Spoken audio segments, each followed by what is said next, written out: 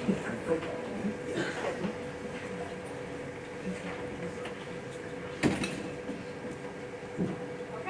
we're going to get started. I want to very quickly just introduce Stacey Fusco, Laura Kendall, Jeremy Leisman, and Juliet Capoletti. I'm going to let them all introduce themselves a little bit further. Thank you guys all for coming.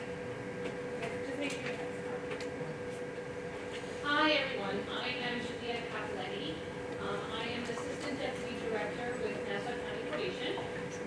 Nassau County Probation has been doing pretrial service work for over 30 years. And so I am now part of NIAPSA, which is the New York Association of Pretrial Service Agencies. And I'm here with my colleagues that are also board members with NIAPSA from across New York City. And we're here to we're going to do a presentation, which I'm going to say a few things about NIAPSA. We'll have some questions, and each are going to speak to those questions. But then at the end, we're going to try and stop with about 15 minutes at the end, hoping to take any questions from everyone to just kind of continue more of a dialogue and a conversation. Pretrial has become an ongoing conversation in the last few years, so we find that we learn a lot that we take back with us from those conversations. Just so that we have a sense of who's in the room with us, can you raise your hands if you're actually working in the pretrial program somewhere in here? Probation? And then everyone else is just a variety of different agencies? Okay. Okay, so NIAPSA, which I said stands for the New York Association of Pretrial Service Agencies. It was developed to train national partners, respond to legislation, and provide a forum for discussions on important issues. NIAPSA's mission is to facilitate collaboration by providing a resource for pretrial practitioners. NIAPSA established standards and helps agencies to meet them by providing educational materials of best practices and the latest research. What I find is always important to point out in any kind of a conversation or forum, especially because across New York State, a lot of pretrial programs are within probation departments, is that while we do a lot that's similar, they really have two different missions and two different goals. So for pretrial services, the main mission is court appearance and helping to ensure individuals make all their court appearances, as well as trying to ensure or minimize any arrests that occur while an open case is pending. So while you'll hear everyone speaking to a number of the services that different pretrial programs are providing, it's predominantly with the idea of assisting people with holes in their situations or circumstances that might be contributing to why they're before the court or having struggles to get to court appearances. And by assisting in this way, you will minimize those issues. It's not for long-term life changes. Some of it might lead to that, but the goal is specifically in that pre-trial period of time while the case is open. Okay, so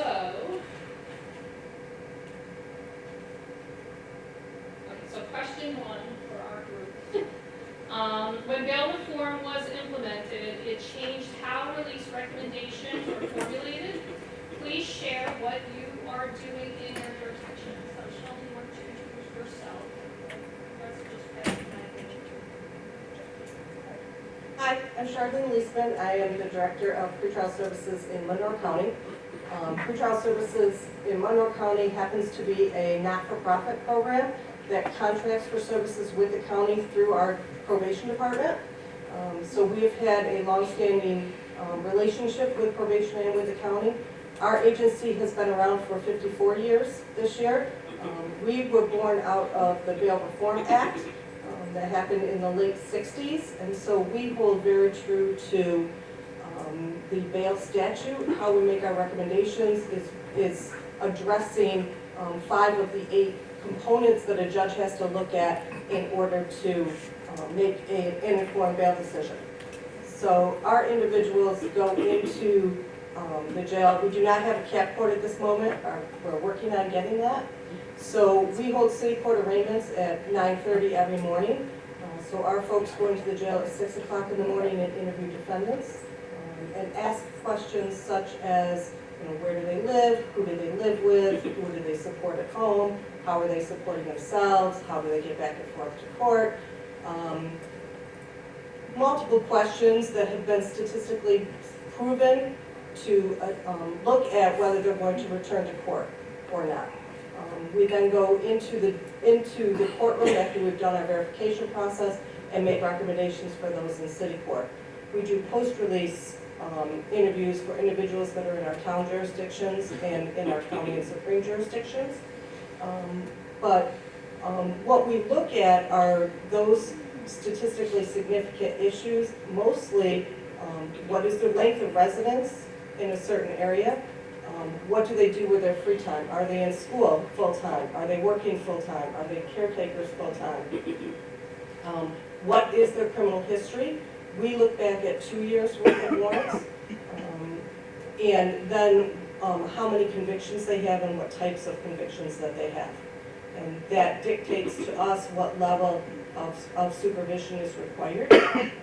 One of the things we do not make recommendations for is electronic monitoring, because we have found in the past that there are so few cases that actually meet that qualification, so we don't use that as any of our qualifications. My name is Laura Kendall. I'm the supervisor of the pretrial unit in Dutchess County. Our pretrial is pretty much the same as what hers was. The main difference with ours is that we do have an EM unit within our probation department, and we do recommend people to be placed on EM. Mostly violent, domestic violence, situations like that. High warrants, people have had many warrants in their history, or just a long history in their rap sheet. We have been a pretrial unit or part of pretrial for 50 years in my county. I've been a supervisor for maybe 4 months now, but I've been in the pretrial unit for about 2 years. Pretty much everything's the same as hers. We do the same thing. We ask their address. Is our address in the county? If they don't live in the county, they cannot go on electronic monitoring because we only we only do it within our county. Criminal history. The judges, every time we are in the court, they ask what their criminal history is, what their probation revocations, parole revocations, how many times have they missed court, how many felonies do they have, and we base our recommendations on that information. Good morning. Again, my name is Stacy. I'm from Washington County Alternative Sentencing. So you'll find for me, I'm a little bit different than these guys in which, although I do work for a county agency, we're alternatives to incarceration, not necessarily within the scope of probation. They're actually a different department with the county. Our stance as far as how we were brought into bail reform and everything else has shifted at a great time for us. Previously, before bail reform, we were doing interviews in the jail for people that were already placed there after arraignment. We would go in to do what we could to provide an alternate solution for the court, then holding them in incarceration while pending their trial or their case. After bail reform, or during the middle of it, we actually initiated a cap court where we are. So for our office, we stepped into cap court as another figure in there as part of the process. So we now are there every centralized arraignment appearance. We do an interview with those individuals, make a determination as far as their risk level, and from that, we also make a recommendation to the court on release status. Additionally, we don't often recommend electronic monitoring. Our office does handle it. We don't often recommend it. It's an option for the court to choose. We find that there are often so many pieces of it to verify ahead of time. It's something that when someone is brought in for arraignment and we have 15 minutes to interview them, I couldn't clearly say to the court, they'll be a great candidate for this, so we don't often do that. Outside of that, our office does a variety of other services through the pretrial realm, but most of ours will come from that centralized arraignment piece. I just want to add, we do electronic monitoring, we just don't make recommendations the same way that you do.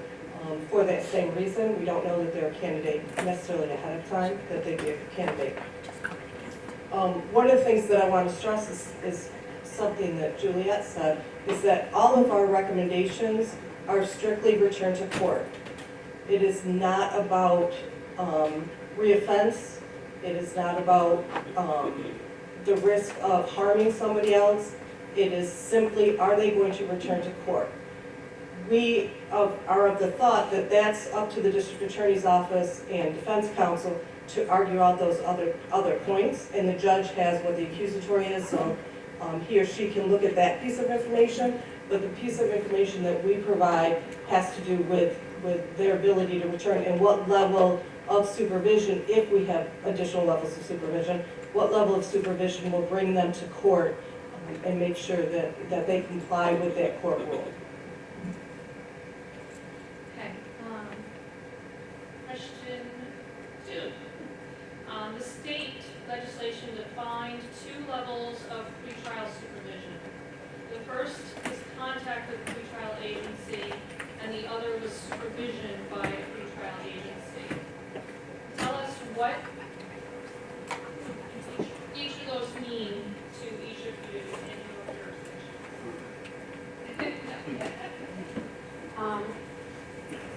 I guess we start off with the referral. We do get referrals from mainly the courts. We get a lot of referrals from our city Poughkeepsie courts. So what will happen is they will come to our department, or if I'm in court, I will interview them in court. Not every one of those people will go on pretrial or are released under the supervision of probation. Other ways that we just have contact with people is we go to the jail every morning and we see every new person in that jail and interview them. Not all of them will be released, so not all of them will be supervised by us. They would come to the office 1 day a week, 2 days a week, sometimes 3 days a week. Some of them, if they live an hour away, they could just call us or can email us. That started around when COVID happened with emailing us. Some of them have to be drug tested, some of them, so the supervision does look different depending on the request of the judge. So for our county, we do operate a little bit, we offer kind of 3 different stages. So we do the contacts, which in our county, that means if you're released with contact, it can either be a daily or a weekly requirement, and that can be met in whatever way that defendant needs to meet it. So it can be met via in person, by text, by phone call, by email, and then we're currently working on the county approving a WhatsApp for those individuals who can use that. We're just still waiting on the red tape to get cleared with that, but that'll be another option for those individuals who don't have an actual telephone service but have access to Wi-Fi. As far as release under supervision, our office does case management for those individuals, so most of that involves community service referrals. So whether that's a referral for a substance abuse evaluation, if that's something that's needed or required, it could be help working with DSS to do housing, it could be any variety of things that you would do in your typical case management. And then our last component, not necessarily separate from the other 2, on occasion we will have the electronic monitoring piece as well, that we do operate under that 3rd piece of legislation. So we have 3 levels of supervision. We have what we call straight pretrial release, which is an ROR-based program with weekly reminders. It's the equivalent of contact with a pretrial agency. So individuals, after they've been interviewed, are given written sign-outs that say that they have to maintain contact with us weekly. It doesn't matter if it's by phone, by email, by text, if they show up, whatever they want. And that's simply to make sure that they haven't moved, changed any information, or had any need pop up in their life that we might be able to assist with. Pretrial, it's similar to your doctor's office. Every time you have a doctor's appointment, they send you a text message. We do the same thing. We have text reminders that go out prior to everybody's court date in order to remind them that there's a court date and to give them a number where they can call if for some reason they can't attend court. Our next level is pretrial supervision, which we call release under supervision, and that's where somebody's assigned to a case manager. That case manager does a full intake. It's basically a mini psychosocial, and it takes a look at the criminogenic factors that somebody may be facing, and then we develop our level of supervision based on what their score is for a certain criminogenic factor. So if they score high, then the case manager is supposed to make a referral for that to assist the person in getting those needs met. We only set conditions if we believe that whatever the need is going to prevent them from returning to court. So if somebody has a substance use issue, but it's not causing them to fail to appear, or it's not causing them other issues within their life, then we'll make referrals and we'll encourage them to seek treatment or do what they need to do in order to address that, but it does not become a condition of our case. We follow whatever court conditions are set, and in the new law, the court can set 15 or 20 different conditions that the court can now set, including us monitoring, maintaining employment, maintaining housing, treatment, both mental health or substance use, violence reduction programs, orders of protect, the ones that used to be there, but in addition, there's some others that they put in place that they anticipate that the pretrial program will assist with and make sure that the individual understands what they must comply with so that they don't violate along the way. So that brings us to question 3, which is, what is protocol for violations? So this is a big conversation that we have with each other, we have with others across the state. We've, at NIAPSA, done some roundtables, we've got our conference next month, because these things look different in our different jurisdictions. They involve direct communication with the court to figure out what the local jurisdiction is looking for in terms of information. The general thinking is you have, especially information departments where we're used to, conditions, consequence for not following through. What is important to remember with pretrial work is the point of all the conditions is to ensure the person gets to court and to assist in ensuring that there's no rearrests while this other case is open.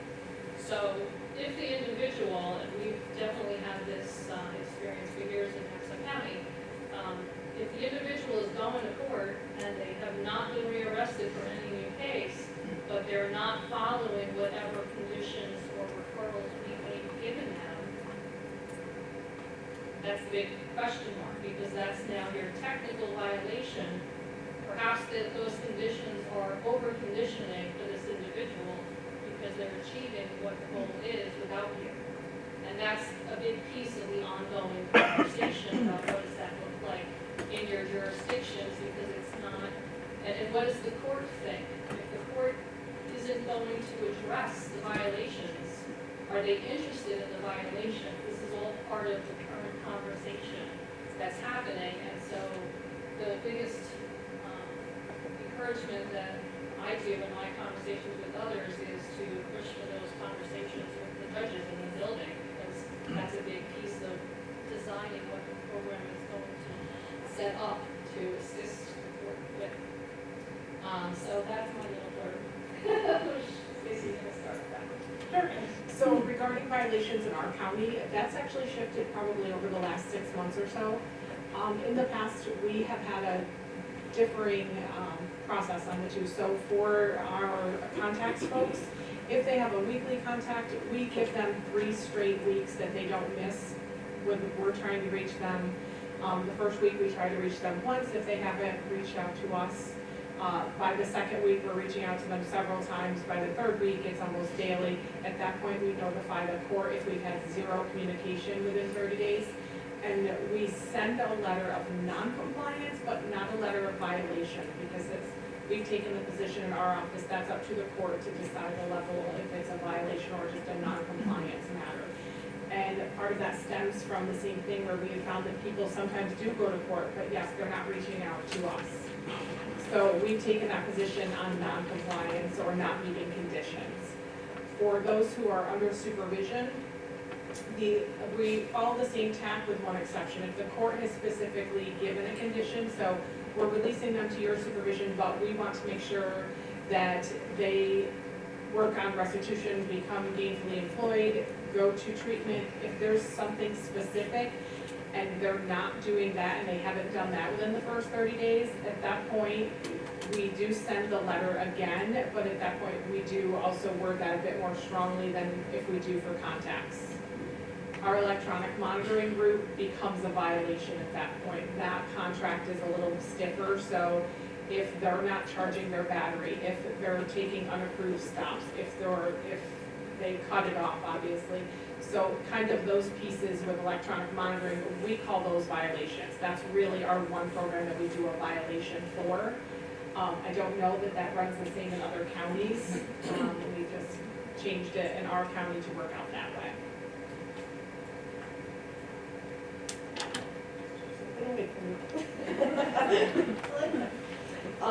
For our straight pretrial release program, we do not do any court reporting unless the court reaches out to us and requests that that we give them that information, which is happening a little bit more frequently. But because we've considered it, it's considered an ROR program, we simply are assisting them to get back to court. So we don't send any form of non-compliance, again, unless the court specifically says, are they calling? Our release under supervision folks do send what we call non-compliance reports to courts if the person has failed to maintain contact for 2 consecutive contacts, whether that is they're required to call every week and they've missed 2 weeks, or whether they're required to call every day and they've missed 2 days, whatever 2 consecutive contacts are. We have a failure to appear unit, which specializes with those folks who have lost contact with us or who have failed to show up initially to begin to reach out to them. But we notify our court upon any kind of failure to comply, and then at every single court date. Our electronic monitoring is similar, where we send out non-compliance reports to the court every single time there's a non-compliance. So it could be anything more than a 10-minute out of range, but we do domicile restriction for the most part, and so we know if they're out of range of their home for 10 or more minutes, then that's considered a non-compliance if they haven't provided us with whatever verification that we look at. One of the questions, or one of the things that I want to bring to everybody's attention, I'm also the president of NIAPSA, so I'm kind of doing a dual my county and state little thing.